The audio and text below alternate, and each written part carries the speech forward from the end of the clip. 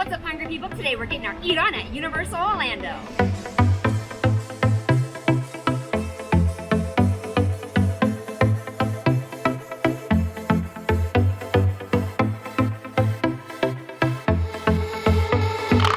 With the world slowly going back to normal, I decided it was prime time for another vacation. So I hopped on a plane from Cleveland to Florida to take a quick trip to one of my favorite destinations, Universal Studios Orlando.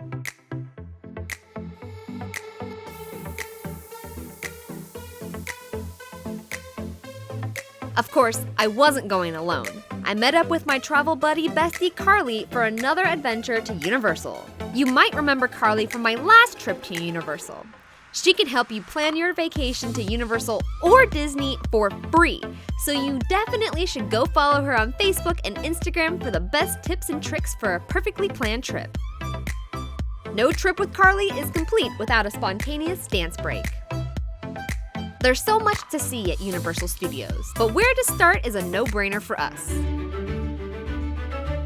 We headed straight to Diagon Alley to withdraw our wizard money, and once we had presented our wands and received our galleons, we grabbed an ice-cold butterbeer.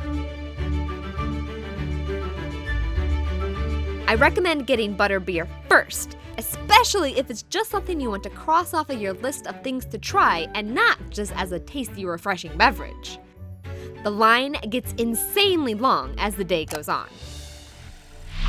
After our butterbeer, we headed back into the Muggle world, just to blast off into outer space.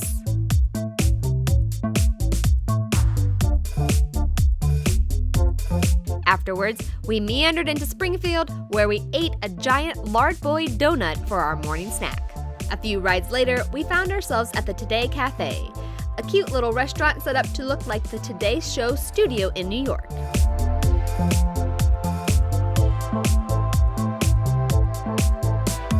They have a wide range of food offerings from sweets to salads and more.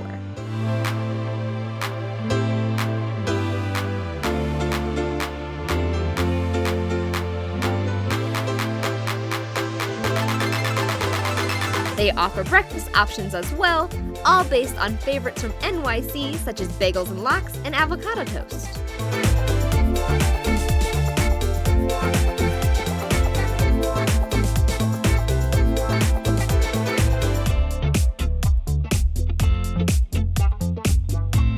For our main dishes, we split a few different sandwiches to make sure we could taste everything the Today Cafe had to offer. We're dessert first kind of people though, so we dug into our sweets while waiting for our sandwiches to be prepared. The blueberry ganache wasn't as blueberry-y as it sounded, being more of a custard than anything else. Carly had the birthday macaron cake, which was good enough to make you want to do a happy dance.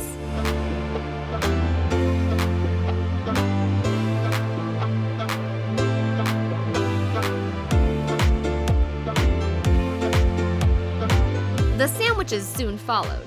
Carly's sandwich was a 30 Rock mid-towner that came with roasted turkey, smoked Gouda, and a tomato aioli on a toasted cranberry bread, which is like all of my favorite sandwich things. It came with a cold potato salad on the side, which was good, but definitely heavy on the dill flavor. For my sandwich, I had the Big Apple cheese, which came toasted on farm white bread and had melted cheddar, Swiss, and pepper jack cheeses with red apples and roasted tomatoes. It was the perfect combination of sweet and savory. The last sandwich we split was Hoda's po' boy, which was a tender beef short rib braised in French onion soup with jalapeno relish, garlic mayo, tomato, and lettuce. The beef was so juicy, and it didn't feel like a heavy meal at all, despite the fact that we had just split 3 sandwiches and essentially 3 pieces of cake between 2 people. After the Today Cafe, we walked off our brunch by heading over to the Islands of Adventure.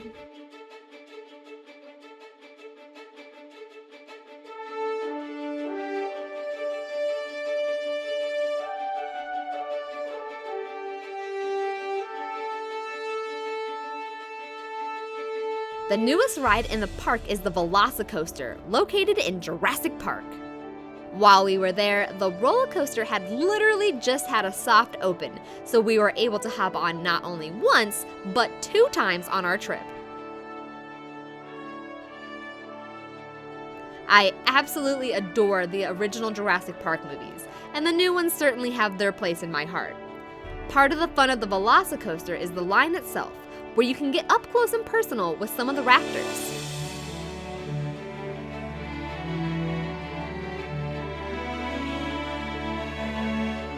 After that, they make you unload your gear into lockers, and then the real fun starts. This is hands down one of the most intense roller coasters I have ever been on, meaning it is my new favorite ride ever.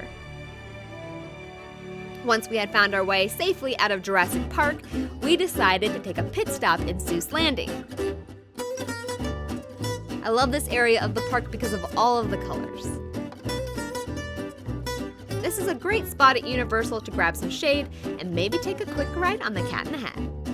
If you've ever wanted to try green eggs and ham, there's no more reason to wait, Sam I am. From this building all covered in green, you can buy some of the tastiest treats you have ever seen. Rhyming aside, I grabbed a can of Who Hash, which was actually one of the best things we had on our entire trip. The corned beef was tender and juicy, the tots perfectly crispy, and the white sauce was incredibly tasty. This is definitely something I plan to recreate at home. Heck, I even kept the can. So make sure you're subscribed so you don't miss out on any of my Universal copycat recipes, which will be coming soon. After Seuss's Landing, and another ride on the Velocicoaster, we found ourselves back in the wizarding world. This time, we made our way through Hogsmeade in the shadow of Hogwarts itself. It's easy to forget that it's incredibly hot here in Florida, with all of these snow-capped buildings surrounding you. For some shade, we made our way to the Three Broomsticks to cool off and rest our feet while grabbing a little bit of dinner before the end of the day. Carly had the beef pasties, and I had the shepherd's pie, both of which definitely hit the spot after a long day walking around in the sun. Oh, and remember the butterbeer tip at the beginning of this video? This is what the line looks like in the afternoon.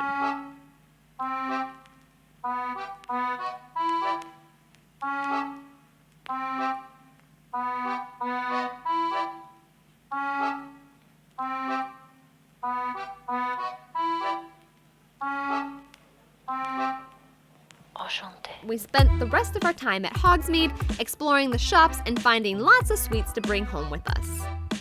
Watching the sunset behind Hogwarts is always a highlight of our trips. It means you've had a magical day. And I definitely didn't buy 5 wands while I was there. Nope, not me. Nope, I would never. I don't think I'll ever get tired of visiting Universal Studios. I feel like there are just so many things left that I still need to try. Not to mention all the resorts to stay at, which might just be the topic of my next video. If you like this video, don't forget to flip that sub button and ring the dinner bell so you can be notified of my latest recipes and foodie adventures that I post whenever I feel like it, apparently. Where should I travel to next? And what else should I try at Universal Studios? Let me know down in the comments below. Thanks for stopping by, and I hope you join me on my next foodie adventure.